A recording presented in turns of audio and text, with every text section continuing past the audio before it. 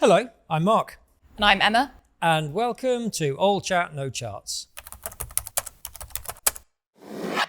where we bring you up to speed with all the latest automotive market insights, but with a twist. No graphs and no charts, just talking things through. And that means you'll be more informed and less frazzled. Now this week, we're talking about the divide in the aging COVID gap, disappearing high volume models, and where premium is leading the way. Let's chat. Right, so what's going on? Tell us the background. So let's go back to 2020, because who wouldn't want to go back to 2020? We obviously know there were national lockdowns, there were severe semiconductor shortages, and as a result of that, we saw a real drop-off in new car production. So new cars registered dropped 29% compared to 2019. It's triggered a multi-year supply crisis. That is now, or has started to move through the used car park. So it was impacting 3 to 5 year old. It's now impacting 5 to 10 year old. But actually within that 5 to 10, when we look at 5 to 10 as an overall age cohort, supply is up. It's doing okay. But actually when you break it down into 5 to 7 and 7 to 10, 5 to 7 supply is starting to drop off there. And that growth is sort of, the 7 to 10 growth is masking what's happening to 5 to 7. But we know that it wasn't necessarily the case. That decline wasn't uniform for all brands, was it? Can you tell us a little bit about that? Yeah, so so just to recap then, we lost a load of new car production. That's worked its way through the park, and now it's hitting 5, 6, 7-year-old cars. Yeah, and when you reflect on it, it's a good point. Not every brand was affected in the same way or to the same extent. So that big drop in new car sales affected some of them much more than others for various reasons. And then you're going to see that in the supply of 5 to 7-year-old cars for those brands. So that's kind of one effect. You've got also different product strategies that the manufacturers took, decisions they would have taken a really long time ago that are also compounding some of that and altering the 5 to 7-year-old park. So I'll give you a really big example. Biggest brand in the park is Ford. For years and years and years, decades, was the biggest selling car manufacturer in the UK. And when we go back to 2020, Ford took this big 35% new car volume hit, so higher than the average. Now, around a similar sort of time, Ford also took the decision to discontinue production of the Fiesta. Now, the Fiesta was a staple. Loads of people learned to drive in a Fiesta. It was the first car I ever had, right? So loads of people had driven one. Now, they just stopped making it. So, of course, when they stop making it, those cars don't get sold new, and then they don't come into the used park later on. So you've got this kind of this big effect. Same thing happened with Focus. They stopped Fiesta, stopped Focus. Now, what's filling in that gap for a brand like Ford, for example, is the Puma.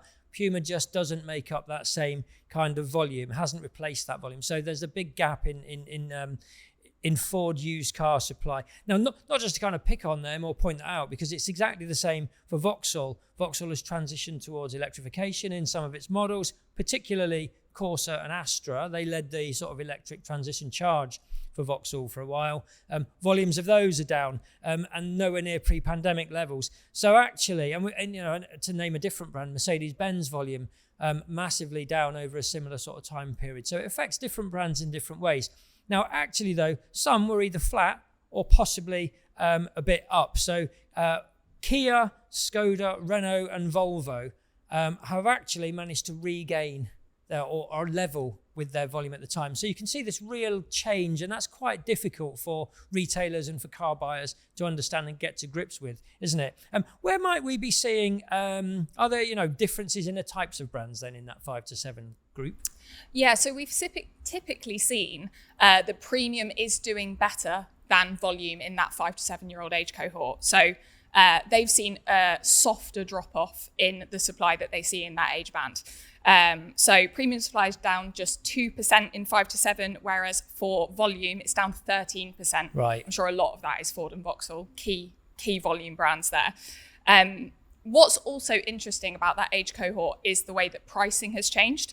So, buyers with a typical used car budget of £15,000 to £18,000, pre-pandemic, they would have been able to buy a younger used premium vehicle. But now, with the way that prices have gone for used cars, they're now making the choice between an older used premium car or a younger used volume brand. So we're really seeing that premium are doing well in that 5 to 7. You know, they're 3 and 5 leads in that age band. So they've got the supply, but also it's converting in terms of people want that older premium vehicle over a younger volume vehicle. And obviously people, you know, when they're given their budget or they have their budget set, that's the choice that they're making. And they're really converting on leads there. So there's a bit of scarcity in there actually then, isn't there? Then that is making buyers choose different things. It'll be maintaining pricing. It'll be changing what's going on with certain brands and certain models. That's really interesting. I suppose a couple of takeouts then. Certainly first one, if we think about retailers and what do you do with this? Because actually now where we are is loads more retailers are feeling the pinch on supply than was the case like 2, 3, 4 years ago. So you're now seeing lots of independent retailers that would historically sell cars 5 or 6 or 7 years old are kind of going, hang on a minute, where are all these cars? I've always sold Fiestas, I've always sold Corsas, where are they? So I guess, what do you do about that? You've got to stock smart. You've got to recognize that age cohort is shrinking and then work out, well, what do I source?